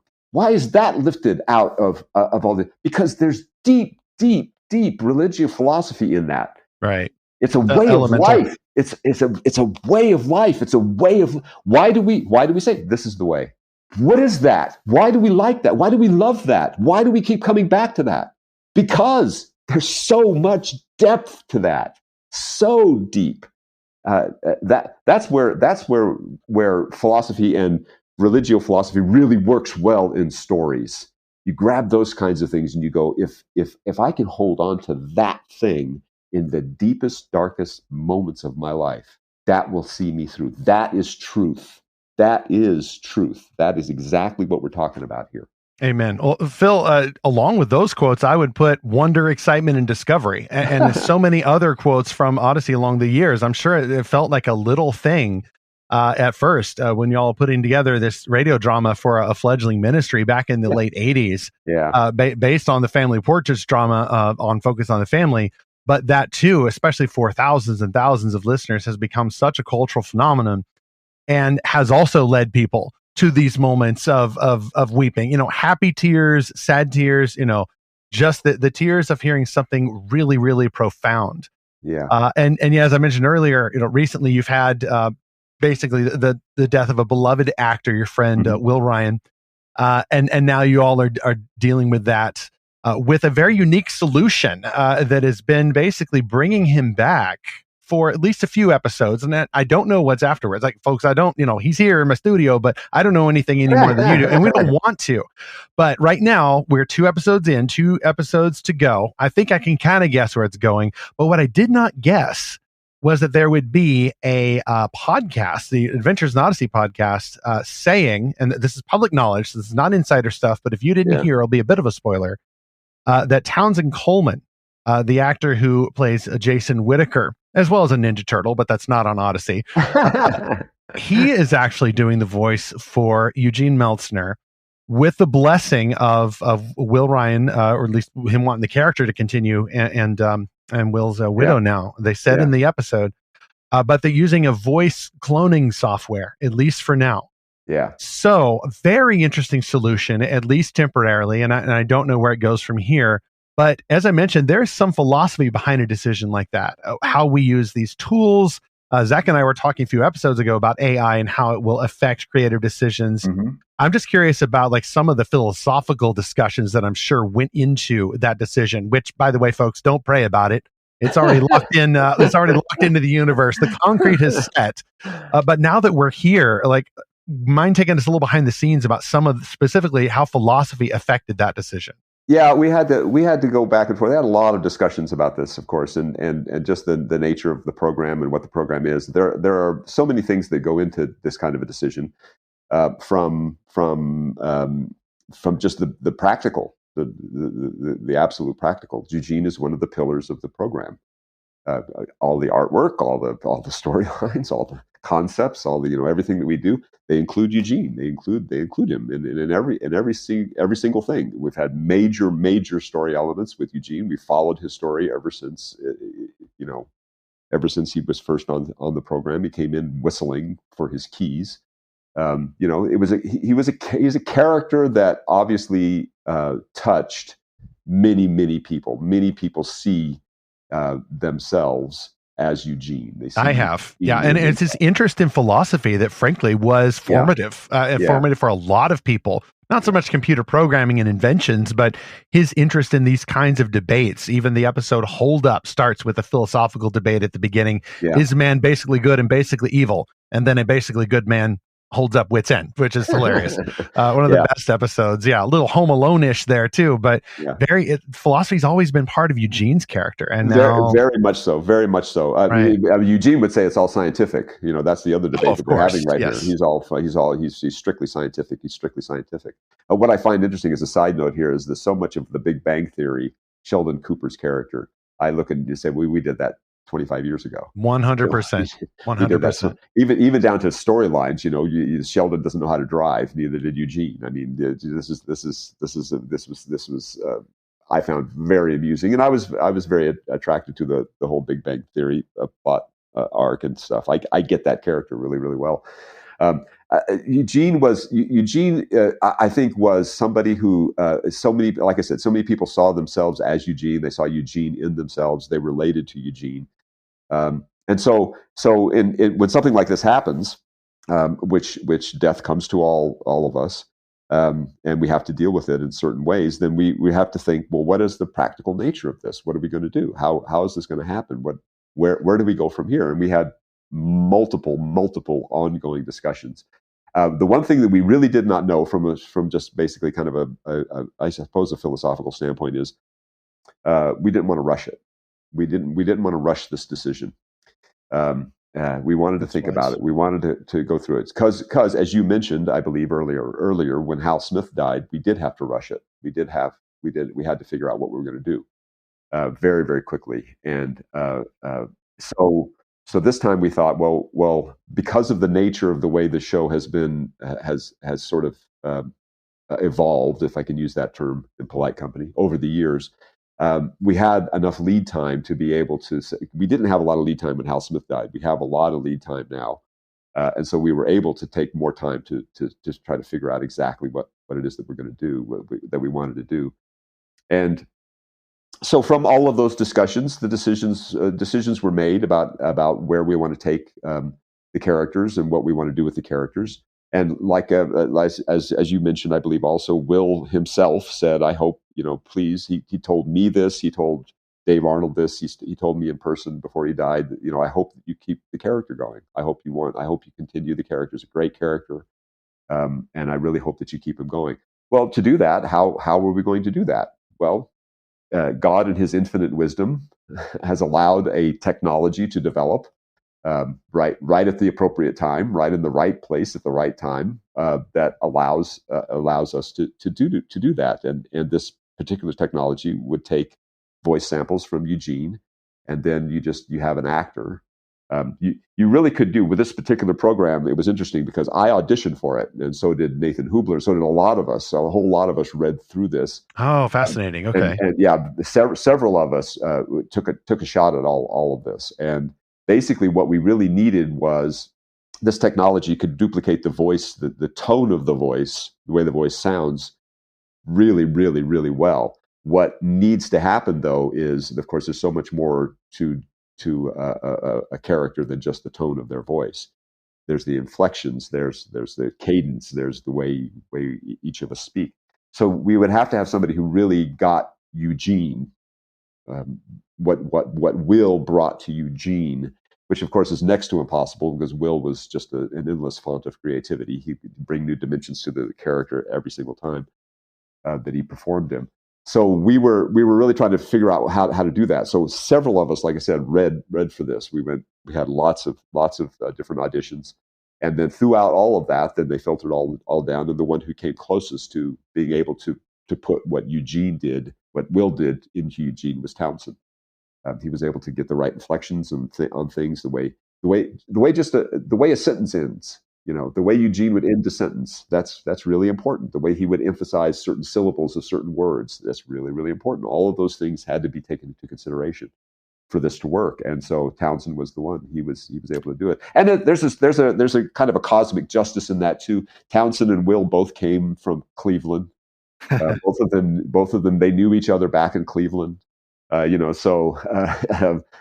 They knew of each other. They both kind of came out to California at the same time. They weren't together, but they both sort of ventured over into show business in California in the voiceover industry at the same time, doing certain things. So it was really kind of interesting, and they knew each other really, really well, and they were good friends, and as many of us were with Will. So there was it was really good. We felt really good that we were in good hands with Townsend doing this. I really like that the AI is more of a costume that someone is wearing rather than it strikes me as more of a vocal mocap suit almost. It's the actual performer in there. Right. Maybe they add a little finesse with the animation later, but it is human. That's what strikes me, is that this is still a human performance. It's not just typing in the words and then having the voice spit it out. Right. Like an algorithm. Yeah. No necromancy involved. That's good. No digital necromancy. That's correct. None of that. And it was it's really astounding. I mean, I think they did a great job. There's still little things here and there that you go, okay, well, that's not quite there, but for the most part, I think it's really good. And we had to figure out what we were going to do. We needed to have Eugene, a storyline play out for Eugene. We needed to know what's going to happen. I mean, look at where the whole family is. They just adopted Buck. They have a whole family that they're that we have to consider. Buck and Jules have their own relationship that they're trying to do. Right. So well, that's another thorny issue. All this play out. How is all of this supposed to play out? What is this supposed to happen? Where are they spiritually? Where are Buck and Jules spiritually? Are we going to have them do stuff? Is it even possible for them to take these next steps in their lives? Think about these formative years of teenagers trying to deal with each other on a romantic level and then on a spiritual level, each of them being in their own different places in spirituality, without Eugene, without any kind of situation without their parents talking to them. How is this all going to play out? So all of those were really long, ongoing conversations about what we need to do. And then we said, okay, well, here's what we're going to do. Here's how this is going to work out. And I won't tell you what that is. You have to listen to the rest of them. But here's, this is what we're going to do. And thank God this technology exists that we can do that. actually make that happen. I am, just to throw the monkey wrench into the works here. I am not somebody who really likes AI. I have made public statements about thinking that from a creative standpoint, this is from the pit of hell. Which is it's just an admitted overstatement. But I've gotten into long conversations with people, Christian people. Yeah, I've seen some of those. Yes, very much in the opposite camp, and they really think that this is just a tool like any other tool. And I get that, I understand that, but I think that where we are, so for instance, one of the things in argumentation and debate is. One of the tools that people use is the nuclear bomb kind of tool. This is the rhetorical logical fallacy of the either or choice. It's either this or that, and that's all there is. There's no other ways of choosing it. So, and I realize saying that AI is from the pit of hell is an either or choice. Okay, I get that. So that's your opening bid, I would say. That's right. It's my opening gambit. It's my opening bid. But what I get from the other side is well, you can't even, a spell checker is AI. So you're saying you can't even use a spell checker? I'm going, okay, guys, can we meet somewhere in the middle of taking digital, taking digital copies of people's voices and making them live on after they're dead, artificially, forever and ever after they're dead. And spell checker, can we meet somewhere in the middle of those things? Can we meet somewhere in the middle of, hey, write me an Adventures in Odyssey episode about this and this and this and this and this, and then calling it that's my own creative, no, come on, and make it in the style of this writer. Yeah, that was Zach's horrifying suggestion in our AI episode a few episodes ago. And the difference is that Will Ryan gave his permission and his blessing on this. That is huge. And his estate did too. His wife did too. His Nancy did that. We were in long conversations with her, and we wanted to make sure that we were not going to encroach on that. And we have. This is going to happen, and this is what we want to do, and this is how we want to do it. And she was very much like, okay, that's good. That I think is in keeping with what this was. By the way, speaking of good stories that deal with this was dealt with in the first book of the Lamb Among the Stars trilogy. There's like a voice synthesizer software, and there's certain limits that they've placed on it in this, Christian galactic empire, and then a character starts to go beyond those limits. And that's kind of when evil starts to come back in the world. And it was like one of the first indications that evil had come back because they went beyond the technology protocols. And I think it's just funny. That story popped in my mind of like, how do we flesh these out? Well, see, and my question, the thing that I kept getting back is, well, how far do you want to take that? And then that's where they would go. You can't even use a spell checker because that's AI technology. That's artificial intelligence. This is you can't even do that. And my thing is, well, if you're going to be able to do it, so this is where philosophy gets you to think this way. The other thing is, if you can go that way, I can go in the opposite direction. How far do you go before it becomes unethical? Yeah. How far do you take this? How far do you go? Do you know where that line is? Do you know where the line is that you can say, oh, well, I'm going to do this and this and this with AI, but if I go this step beyond it, now it's unethical. Do you know where that line is? Where is that line? So this is a very old, not very old. This is the old argument about the Tin Man in The Wizard of Oz. At what point does he stop being the guy he was? Okay, first of all, he cuts off a leg and he gets it replaced with tin, and then he cuts off another leg accidentally. He gets it replaced with tin, then an arm and another arm. It's the ship of Theseus. Yes. Yeah, exactly. This is very old. This is a very old argument. At what point does he stop being the man he was and becomes a completely different person? Is he still that guy or what? At what point? At what point do we stop here? At what point do you say, wait a minute, hold on. If I take Sam going, if I take one more step, I will have gone as far as from home as I've ever gone before. Well, do you know where that ethical line is? How far are you willing to take it? In this particular argument, somebody was saying, I did this story and I did this thing, and it's rewriting The Little Mermaid. Okay. I've rewritten The Little Mermaid. And I'm like, who are you to rewrite Hans Christian Andersen? You didn't say that this was an adaptation or an homage or a tribute or anything like that. You're saying you rewrote him. You rewrote him. Wait a minute, hold on. Roald Dahl's books have all been rewritten by these censors that say, oh, it's still problematic. Well, Roald Dahl, he had a statement about this before his death. He said, if anyone ever changes my books, I'll send my alligators after them. So he did not want this to happen, and yet people are going against his wishes. So Exactly. I think that's, as Stephen said, it's the human aspect that has to be respected. Exactly. Exactly. But you see, there are arguments that come back from that to say, okay, well, but I could just do. There was a very, very long YouTube video of somebody who was talking about an animated project that they just did, and he was explaining this, how he used AI, and he just got trashed. I mean, so many people just came in and they just trashed him, personally just trashed him. I'm so disappointed in you. I can't believe it. I'm out. I'm not going to support you anymore. I'm not going to do this. I'm not going to do this. So he was trying to explain exactly what went on and the misconceptions that people have about using AI technology and how it can actually benefit the single creator, somebody who is basically a one-person shop, and how it can work. And I can see all that. I understand all that. That's fine. That's great. And I would say, I myself, absolutely, I would want to use those kinds of things. But then he kind of undermined his own thing by saying, I'm creating original content based on this public domain character. I'm creating original content based on this public domain character that I'm now going to call my own. And I'm like, well, wait a minute. No, you didn't create that character.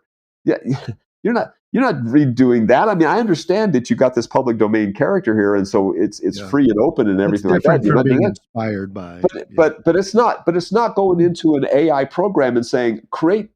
I want something completely original in my voice, my style, my stuff. Now you go write it. The machine would probably go, I don't know. And I suppose that's making the argument for AI, but you're still just taking what other people have created and now redoing it as your own. This is really interesting too, because exactly, this is really interesting too, because I think there was, I don't want to get this wrong, but there was a story from Judaism, I think from the Talmud, that's very much like this situation. It was an ethical problem where somebody had created a work of art, and somebody else came along and enhanced it in some way, changed it in some way, and then called it their own. And the original artist came back and said, "You can't do that. That's my art." And he says, "No, now it's my art because I changed it. This is my art, so I changed it." And the courts actually ruled in favor of the guy who changed it. Wow. Because they said this is part of this is, now, so we can look, so from a philosophical and a worldview status, this is something that as a university professor I had to deal with foreign students, specifically foreign students from China. And I recently put this into an Odyssey episode where you have a foreign student. See, the Chinese don't have the concept. I'm being very, very broad here in general. Okay, but the idea of ownership of intellectual property is not something that they look at and go, no, wait a minute. Ideas are ideas. They're for everybody. Even if you've enhanced them, even if you've taken the idea and you've done something else, well, that's free floating. It's all around. There's no ownership of that. So I don't have any problem taking a paper that you've written and then taking big, huge quotes of it and then just putting it into my paper and putting it in and utilizing it a different way. And so I'm coming back from a standpoint of, but here in America, you have to attribute all that. Otherwise you're stealing. How can I be stealing? It's ideas, And so I can look at that and say, from that kind of a standpoint, there's this overwhelming, it's a different worldview. It's a different way of looking at things. Okay. So I'm not, but this goes back to the goblins in Harry Potter. I was literally just thinking about them. Yes. It's the same approach. They only look at you being able to own something until you die. Then it reverts back to the goblins because they're the ones who actually made it. There is no ownership. You don't get ownership of this. You only get this. And there's a certain logic to that, because when you think about it, okay, I own my house. I own it outright. I bought my house. But is that true after I die? Is this house now mine in perpetuity forever and ever and ever? Or is somebody going to, if I leave it to my son, then it's his house, right? And he gets to do whatever he wants with it, not me. So there is. I understand that this is where philosophy helps us. How do we think through all of these things? What are we supposed to do with this from an ethical standpoint? How do we deal with this? And then I go back to, again, how far do you take this AI before it becomes unethical? is there any unethical thing, or is everything just open and there is no way to use this unethical? Exactly. A lot of this too ties in with economics, biblical principles that address this, like, the worker is worthy of his wages, Right, or the idea of your labor having worth, which goes back to the cultural mandate. Great stories like Odyssey can help ask these questions and not always give easy answers. So there's really kind of philosophy operating on two levels here. There's philosophy going on behind the scenes where you all are making decisions about this and how does this best serve our audience? Is this ethically respectful of the performers? Like, all these different decisions going on. But then there's also philosophy questions being asked and often, answered to an extent in the stories themselves. Some of which, Phil, you've written, and maybe we can talk about those on another episode. Specifically with the character of Renee Carter. We talked a lot about her in episode 100. There's a lot of philosophy going on in those, but at the basic level, where we're asking questions about behavior and decisions, like Proverbs type stuff, like wisdom literature type stuff. There's no easy answers here. There's no easy moral at the end where we can say, well, so-and-so should have done this. Maybe there's different answers here depending on where your place would be in the story. And I just find those fascinating to go through. As we draw to a close, though, I mean, speaking of buying stuff, Phil and Dave Arnold do have these new books out in the Young Wit series. As for middle grade readers, Young Wit and the Phantasmic Confabulator, and Young Wit and the Cloth of Contention. So we're not going to pass around an offering plate at the end of this pseudo-religious philosophy class, but we will definitely commend those along with the first three books in the series as a fantastic historical adventure perspective on the early years of Odyssey's keystone hero, philosopher in his own right, John Avery Whitaker. We'll have those links in the show notes. But Phil, any other links or places folks can go in addition to, of course, subscribing to the Adventures in Odyssey app for the low price of $9.99 a month plus tax, get you all of the Odyssey archives, including that ongoing resolution to the Eugene story. Where else can folks go to see samples of your work? They could go a lot of different places. There's fancymonkey.com if you're really interested in the Jungle Jam stuff. It's all up there. Jungle Jam, the Little Dogs, and the Razzleflabbins, Marvy and the Razzleflabbins. We have their books, their books that we wrote there too, and there are a lot of episodes and whatnot. And those are all just wonderful. I had so much fun. We just had a blast writing those and doing those. And there are only 30 of them. There are only 30 episodes. Only 30. Wow, what a legacy though. I mean, Odyssey's nearing 1,000 episodes. It's like an anime show or something. But only 30. People still listen to those over and over again. So we must have done something right. On those, those come as close as possible. See, but see this. So just as a side note, those come as close as possible to doing things that are just fun for fun's sake. Let's just be fun. But on the other hand, Jeff Parker, who was one of our partners and then one of the principal creators of Jungle Jam, said, no, we start every story with a Bible verse, and we were talking with another very well known, I won't say what it is, but a very well known company at that point that was putting out a very, very hugely popular video series. And we're trying to negotiate with them to try to do stuff. And one of the things that they came back to us and said, well, you put that Bible verse right up front. We like to kind of pepper that in, kind of like to hide it in so that they get the nugget in the middle of the story. And we were like, no, we're very proud of who we are up front. We're not trying to hide it from anybody. We're telling you, this is what the Bible says. Now here's a story about that. This is who we are. This is what the Bible says. Now here's a story about that. And I always thought that's really interesting and very, very admirable. I think, don't try to hide this stuff. I'm not ashamed of the gospel of Jesus Christ. This is it. This is what we do. This is who we are. And if you get past that, if you get past all that, now we're going to tell you what the story is, and you're going to be really, really entertained. And then on the other hand, I always personally, and I think that we all did, tried to insert, great quotes from history, modified in certain ways into Jungle Jam episodes. So one of my favorites is, first they came for the squirrels, and I said nothing because I was not a squirrel. Then they came for the aardvarks, and I said nothing because I was not an aardvark. And then they came for me, the monkeys, and nobody said anything. There was nobody left to speak up, and there's crickets, So it's one of my favorite things. And I when I first proposed that, Jeff just kind of fell out of his chair. He thought that was so funny. Yeah, it was so funny that we were going to do that. And I said, yeah, I think that's what we could do. One of the just we could wrap up with this if you want. But one of the things we actually do need to wrap up because Zach's got to go. I'm so sorry. Sorry. But just very quickly, one of the things that I always did from my television watching, people used to think that like Gilligan's Island was the most vapid show ever. You couldn't learn that was one of the shows that mothers would hold up as why television is such a vast wasteland. I learned so much stuff from Gilligan's Island. It was not even funny. Just the idea of being able to do the play Hamlet to the music of Carmen. Who else is going to do that? Who's going to do that now? Nobody does that. Nobody turns Hamlet into a musical using the music of the opera Carmen. That's amazing stuff. And so to say that I didn't learn anything from Gilligan's Island, I recognize those things. I still recognize that music because I heard it first in Gilligan's Island. That was the other thing about Star Trek. I learned the preamble to the Constitution because Captain Kirk said it. And I wanted to know, and he said it so well. William Shatner, however his overacting hamminess was, he made an impression on me from early on, and I learned the preamble of the Constitution of the United States because he did it. So don't tell me that this is just a vast wasteland that we can't use, and we can't insert philosophy. We can't at least whet the appetite of young listeners so that when they're going to hear that later on, they'll go, oh, I recognize that. I heard that on Jungle Jam. Oh, I recognize that. I heard that on Odyssey. I am familiar with that. I at least know what that is. Well, Phil, thank you so much for doing what you do with Jungle Jam, Odyssey, and the rest. We'll look forward to having you back, and Godspeed as you head out into the world. Just be careful where you use that philosophy in the public space. So appreciate it, brother. Thank you, sir. Thank you, guys, for so much. I really appreciate being on the program.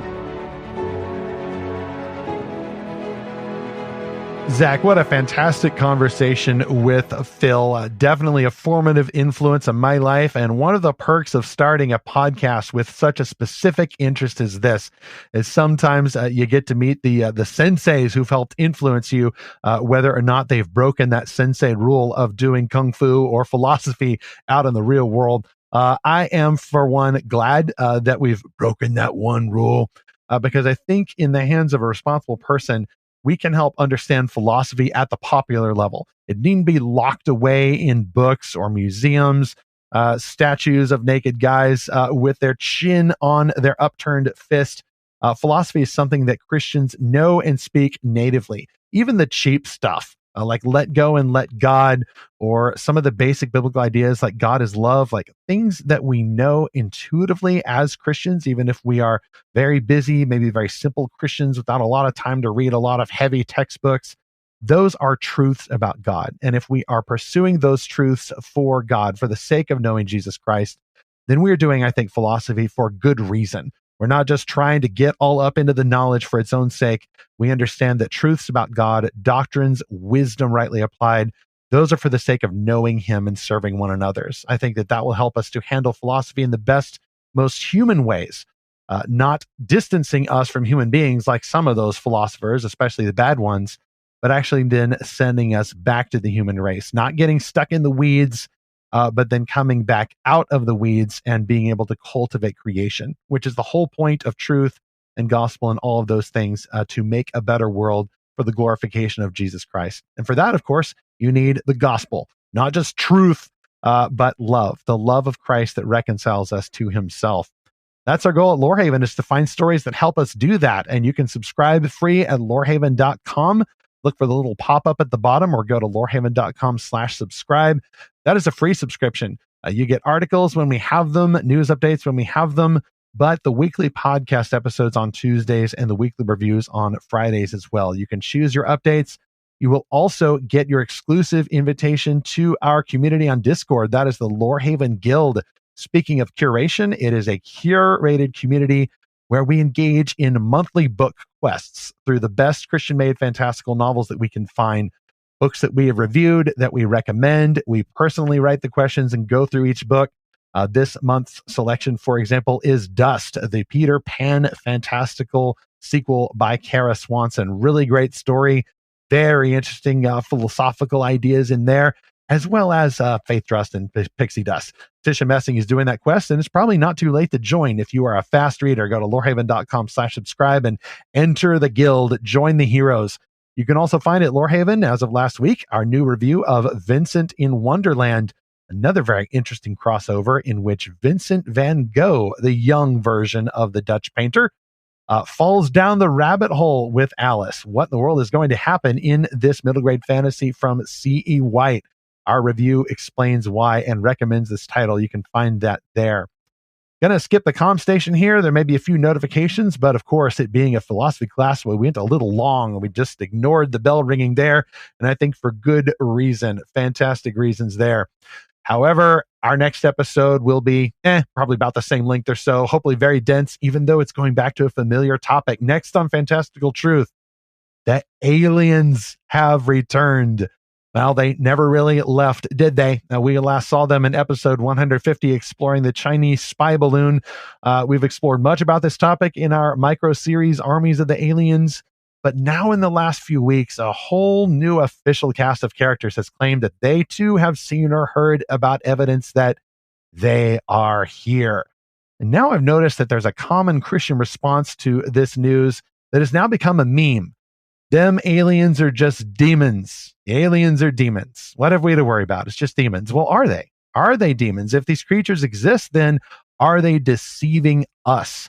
Or maybe if they have flown all this way across the light years only to be seen or to crash their spaceships, maybe they're just kind of stupid. Or maybe, third option, they're here to teach us a better way and reach enlightenment as a species. So let's explore an old topic in a new way in our next episode. Are them aliens liars, lunatics, or lords? Meanwhile, maybe the word philosophy makes you think of those esoteric texts, just a bunch of people sitting in a room talking about how many angels can dance on the head of a pin. Or maybe in this episode, we were able to learn how philosophy undergirds everything that we do. These ideas are like the atoms and molecules that bind us together. So it is like the Force, but like the Force, a hodgepodge philosophy in its own right. Make sure that you use philosophy for the light side and not the dark side. Do not try this at home. Try this only in a controlled environment like a classroom or hopefully a godly podcast as we continue to seek and find his fantastical truth.